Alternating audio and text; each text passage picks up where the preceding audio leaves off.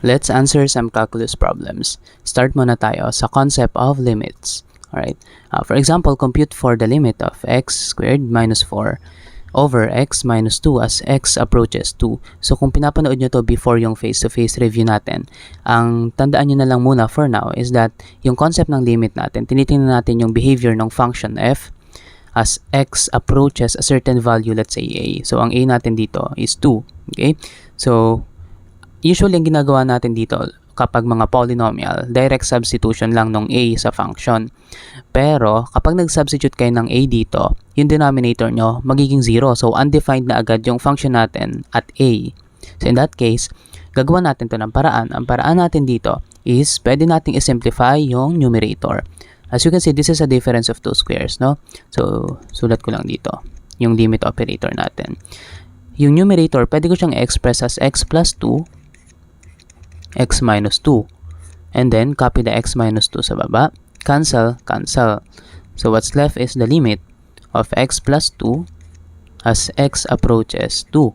Pwede na yung direct substitution. So, you're going to get 2 plus 2, which is equal to 4. Alright? Now, yung substitution na yan, ang basis natin dyan ay yung mga tinatawag natin na limit theorems. Papag-usapan natin yan sa face-to-face review natin. Okay?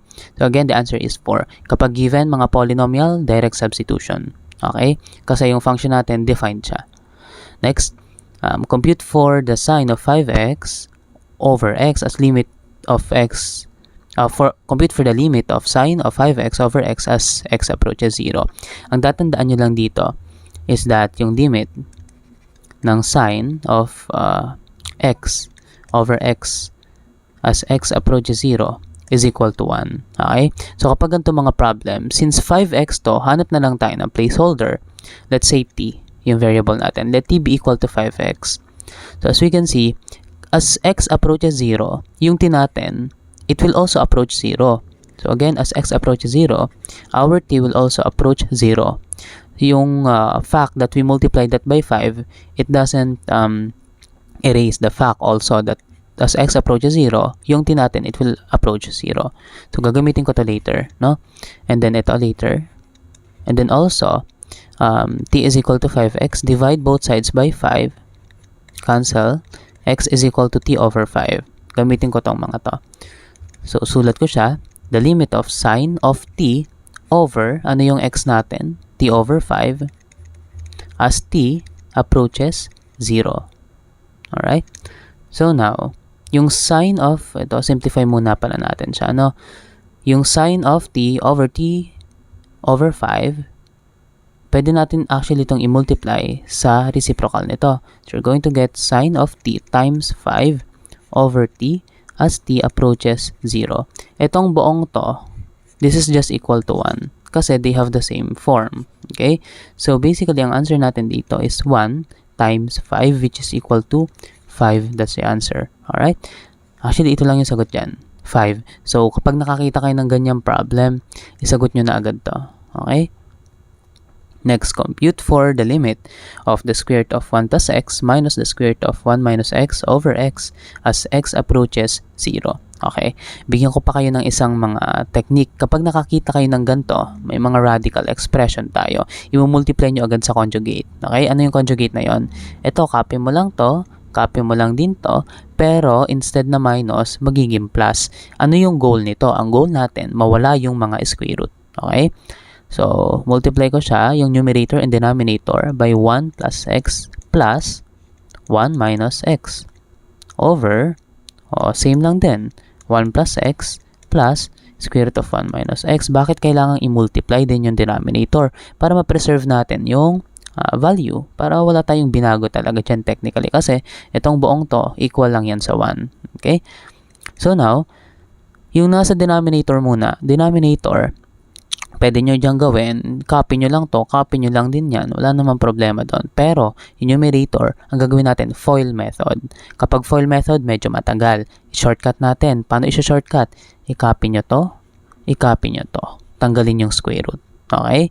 Copy nyo rin tong minus sign, no? So, you're going to get, copy ko lang tong limit, 1 plus x minus 1 minus x. Okay? Over x times the square root of 1 plus x plus the square root of 1 minus x as x approaches 0. Simplify natin further. So, 1 minus 1, ito magiging ano lang yan, 0. Pero x minus negative x is 2x. Okay, so you have 2x over x times the square root of 1 plus x plus the square root of 1 minus x as x approaches 0. Itong x na to, magka-cancel lang yan. Anong matitira? Limit of 2 over square root of 1 plus x plus square root of 1 minus x. Check nga natin kung pwede na tayong mag-substitution. So ito, kapag pinalitan ko to ng 0, this will be square root of 1, which is 1. Tapos yung plus, ito 1 minus 0 is just 1. Square root of 1 is 1. O, pwede na, kasi yung denominator ko, magiging 1 plus 1. So this will just be 2 over 2. Kasi 1 plus 1 is 2. 2 over 2 is equal to 1. That's the answer. Okay? Next, focus naman tayo sa differential calculus. Kapag differential calculus, gumagamit tayo ng derivative. Okay? For example, evaluate y prime given y is equal to x cubed minus 5x. Ang rule natin dyan, ganito. Although sa face-to-face review, may emphasize natin yan. No? Ang rule natin is that, for example, you have y is equal to x squared. Yung y prime dyan is ikakopy mo lang tong 2, gagawin mo siyang coefficient ni x, so you have 2x, and then yung 2, maminusan mo ng 1. Saan galing si 1? Constant yan, laging magmaminus tayo ng 1. Okay, so the answer is 2x. Actually, may proof dyan gamit ang limit definition. Pero, syempre, ang gusto natin, makapagsagot tayo ng mabilis. Okay, so sige, try pa natin. For example, meron tayong y is equal to 2x to the 4. Yung 4 magiging coefficient niya, i-multiply mo siya sa 2. 2 times 4 is 8. Copy the x. 4 minus 1 is 3. Oh, that's the answer. Okay? Kapag constant, for example, y is equal to 2, ang y prime niyan, 0. Oh, dito na nga tayo sa mismong example natin. Evaluate natin to. Yung y prime is equal to 3. Yung 3 magiging coefficient.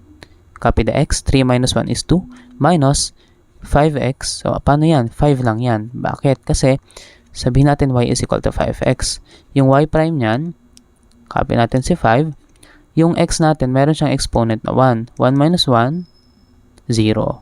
X to the 0, 1. 5 times 1, 5. Kaya 5 lang yan. So again, yun yung answer natin. Y prime is equal to 3x squared minus 5. Ito yung derivative niya. Ang tawag dyan, derivative. Okay, derivative nitong function natin is ito. Alright, next.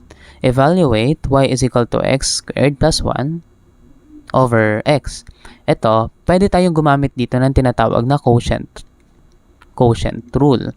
Or, pwede rin namang hindi. Paano yung hindi? We can express this as y is equal to x squared over x plus 1 over x. X squared over x is just x plus 1 over x. And then, hanapin natin to, yung derivative nito. Okay? Anong derivative ng x? 1. Anong derivative ng 1 over x? Derivative niyan is negative 1 over x squared. So, yan yung answer natin. Saan nakuha si negative 1 over x squared? Sige, isolate natin to. Y is equal to 1 over x. We can express this as x raised to negative 1. Tama? So, bring down natin si negative 1, gawing coefficient. Copy the x. Negative 1 minus 1 is negative 2. This is just negative 1 over x squared, which is just this one. Alright? So, again, ang answer natin, 1 minus 1 over x squared. Next, evaluate y is equal to sine of x squared times e raised to 3x. Ito, may product na tayo dito. Gagamit tayo dito ng tinatawag na product rule. Aside from that, hindi lang product rule. Ito kasi, parang function inside the function to. Okay? Another one, function inside the function. In that case, gagamit tayo ng tinatawag na chain rule. Dalawang rules yung gagamitin natin. Okay? So, ano yung sinasabi ng product rule?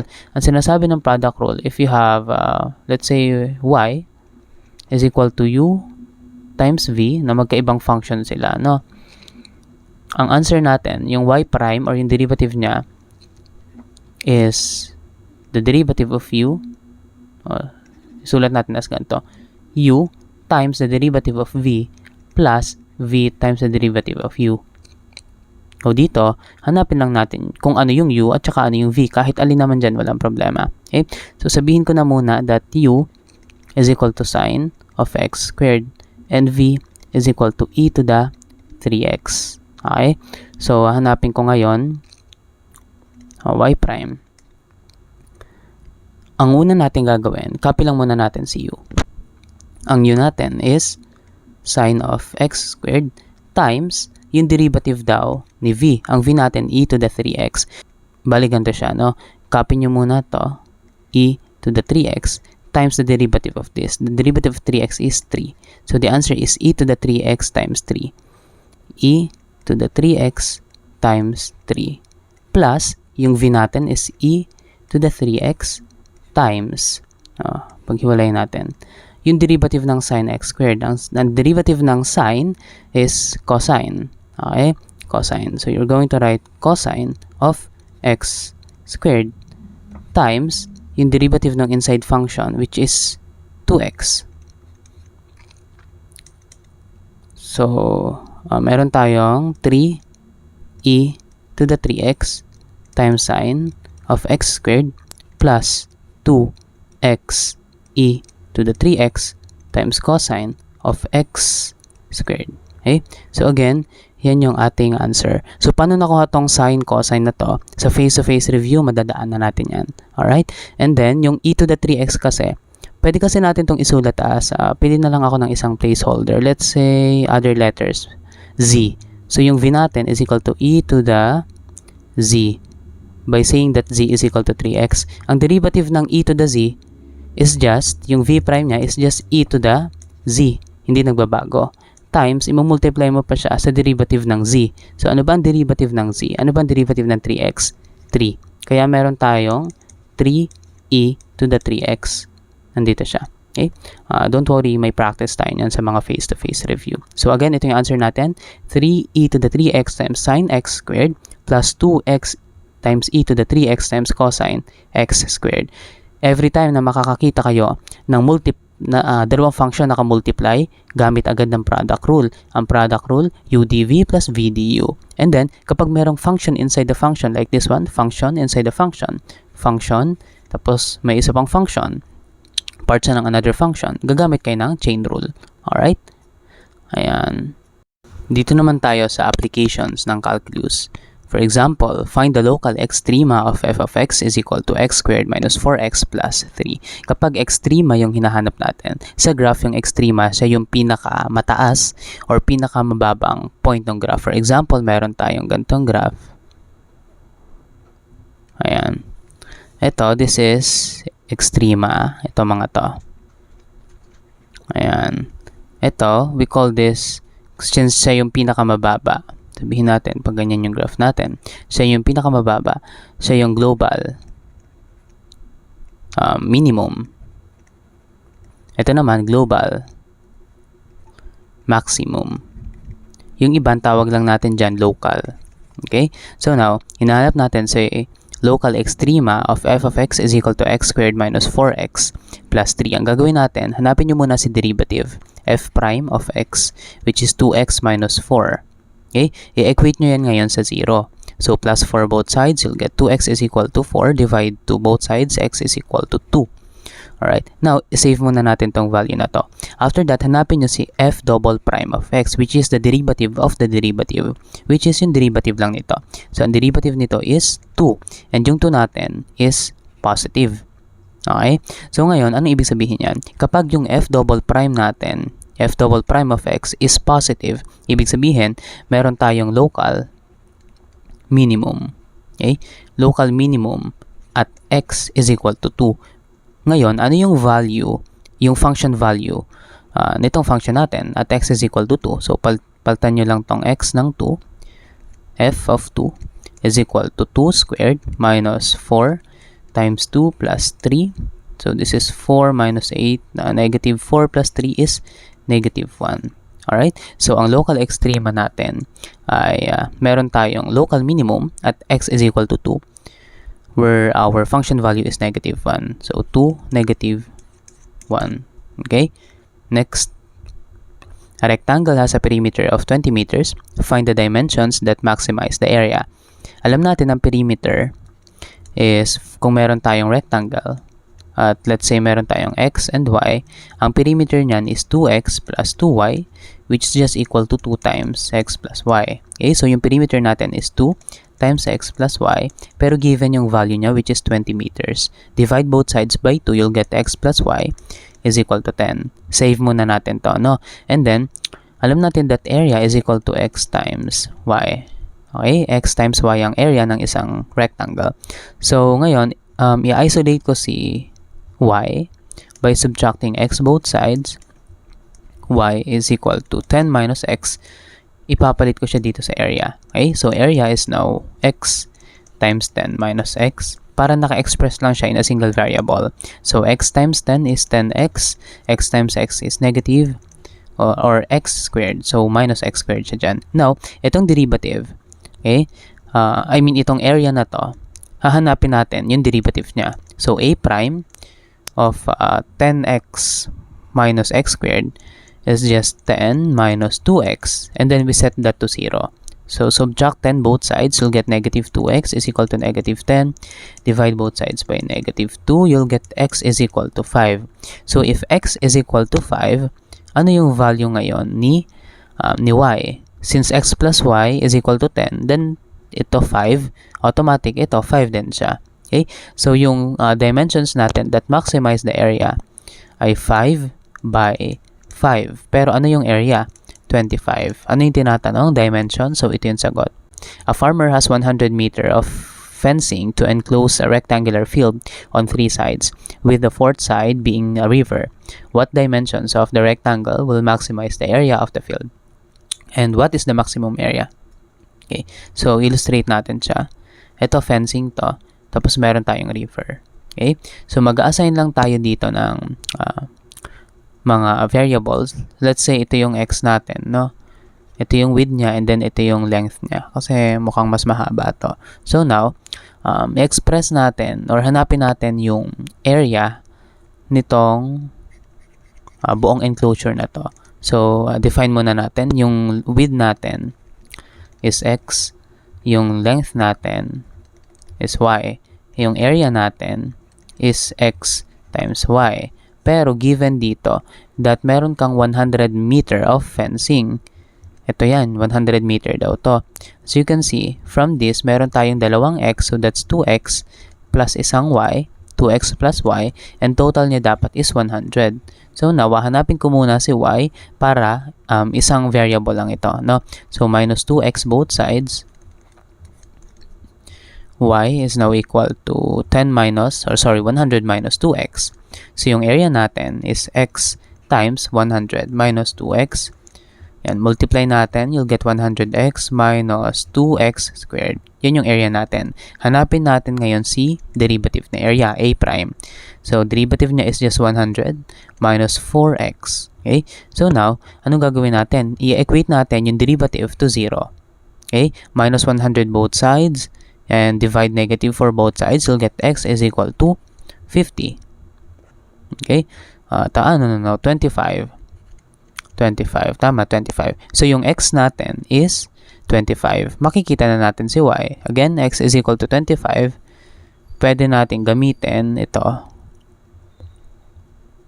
Okay? Para mahanap natin si y. So, or pwedeng ito na lang. So, y is equal to 100 minus 2 times 25 is 100 minus 50. Which is equal to 50.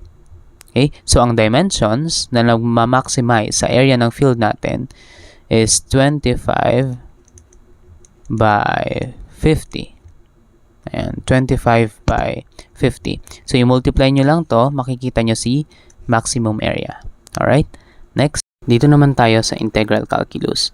For example, evaluate the integral of 3x squared minus 4x plus 1 dx. Kapag integration, opposite lang siya ng differentiation. Okay? Differentiation. Ang differentiation, yun yung derivative. Yun yung ginagawa natin kanina. So, sometimes sinatawag din itong anti-derivative. Yung answer natin sa integration is yung anti-derivative niya. Okay? Ang rule natin ganito, kapag may mga polynomial, yung integral ng x dx is equal to x raised to n plus 1, x to the n to, over n plus 1. Kumbaga, nag-add lang tayo ng 1 sa exponent, and yung result, ilalagay natin sa denominator din. Alright? So, dito, pwede natin itong i-rewrite as the integral of 3x squared dx minus the integral of 4x dx plus the integral of 1 dx. Yung mga constants, pwede natin yung ilabas. So, you have 3 integral of x squared dx minus 4 integral of x dx plus 1 integral of dx. Alright. Now, i-apply natin dito itong rule na ginawa natin kanina. So, this will just be 3 times x to the 3 over 3 minus 4 times x squared over 2 plus ang integral ng 1 or ang integral ng dx is just x. Paano? Kasi pwede natin i-treat yung 1. Actually, pwede natin siyang makita na meron siyang x na kasama pero 0 yung exponent. So, yung 0, dadagdagan natin ng 1 over 1 plus 1. 0 plus 1. So, this will just be x or 1 x over 1 which is just x. Kaya nakuha natin sa x. Alright, simplify natin to further. Ito, simplify natin. So, magka-cancel itong 3. 4 divided by 2 will just be 2. So, ang answer natin dito is x cubed minus x squared over 2 plus x. Pero, kapag integration, palagi tayong mag-add ng plus c. Yung c na yan, constant. Okay? Kasi nga, it accounts for the fact na yung derivative ng constant is 0. Okay? So, lagi mag-add ng c. Ang answer natin again is x cubed minus x squared over 2 plus x plus c. Okay? Next, evaluate the integral of 2x times the square root of x squared plus 1 dx. Okay? Ganito yan. Kapag meron kang nakamultiply na ganyan, ang technique na pwede natin gawin is yung tinatawag na u substitution. Okay? Ang u substitution, nahanap ka dito sa dalawa, alin yung gagawin nating u? It's either this one or this one. Trial and error. Okay? Pero, most of the time, yung bulky na function, siya yung gagawin nating u. So, let u be equal to x squared plus 1. Okay? Now, ano yung derivative niyan? Ano yung du? Ang du, yung derivative ng x squared plus 1 is 2x. Since in-evaluate natin siya in terms of x, mag-add tayo ng multiplier na dx. Now, paano natin malalaman na tama naman yung ginagawa natin? Kapag itong 2x dx nag-appear din dito sa original natin na function. Ito, 2x dx. Okay? So, tama yung ginawa natin. Now, pwede nating express itong integral of 2x times the square root of x squared plus 1 dx as the integral of, dito muna tayo, square root of u du. Okay? Again, itong x squared plus 1 natin is just u. And then yung 2x dx is just du. Okay? So, integrate natin siya. Simplify natin yung u. This is u raised to 1/2 or express natin siya as ganito. u raised to 1/2 du. So, this is just u raised to 1/2 plus 2 over 2 over 1/2 plus 2 over 2. This is just u raised to 3 over 2 over 3 over 2, which is just equal to u raised to 3 over 2 times 2 over 3, which is just 2 over 3 u raised to 3 over 2. Pero express natin siya in terms of x. Okay? Babalik tayo sa original variable natin. 2 over 3 times x squared plus 1 raised to 3 over 2. And huwag kakalimutan si plus c. Okay? So, that's the answer. 2 over 3 times x squared plus 1 raised to 3 over 2 plus c. Next, example number 3, find the area between curves y is equal to x squared and y is equal to 2x plus 3. Ito, pwede natin silang i-treat as systems of equations, no? So, it's either we do the substitution or elimination method para mag-come up lang tayo sa isang sa single equation, no? So, you have y is equal to x squared. Pwede nating isubtract si y is equal to 2x plus 3. Okay? So, y minus y is just, wala na yan. X squared minus 2x is just x squared minus 2x and then minus 3. Now, nakarating tayo sa isang quadratic equation. So, ang gagawin natin, hanapin natin yung roots niya. So, that is positive 3 and negative 1. Kasi, this is x minus 3 x plus 1. Okay? So, equate natin sa 0. Ito yung roots niya. Now, after that, ibig sabihin, dahil ito yung roots natin, or ito yung solution, okay? Solution to the system, yan yung intersection nila. Okay? Kumbaga sa graph natin, para mas makita lang natin, kung meron tayong y is equal to x squared, tapos meron tayong function, or meron tayong line, okay? Ito yung line natin. Ito yung mga intersection niya. So, kapag hinahanap natin yung area between the curves, ito yung hinahanap natin. Okay? Ang technique dyan is gumagamit tayo ng integral. So, integral ngayon ng ito, x squared minus 2x minus 3 from negative 1 to 3. So, ito, ang tawag natin dito is definite integral kasi defined yung mga boundary natin. Okay? Ito yung boundaries natin. So, in that case, hindi na tayo mag-add ng plus c later. Okay? So, hinahanap natin yung integral of x squared minus 2x minus 3 dx from negative 1 to 3. Okay?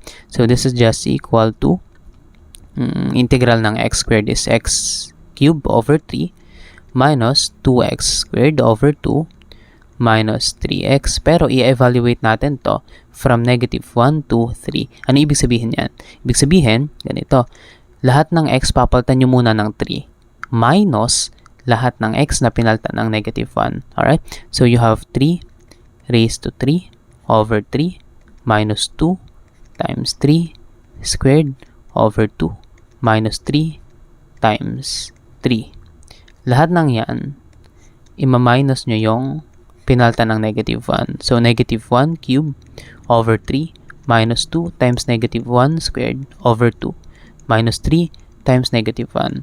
So, evaluate nyo lang to and yun yung magiging answer natin.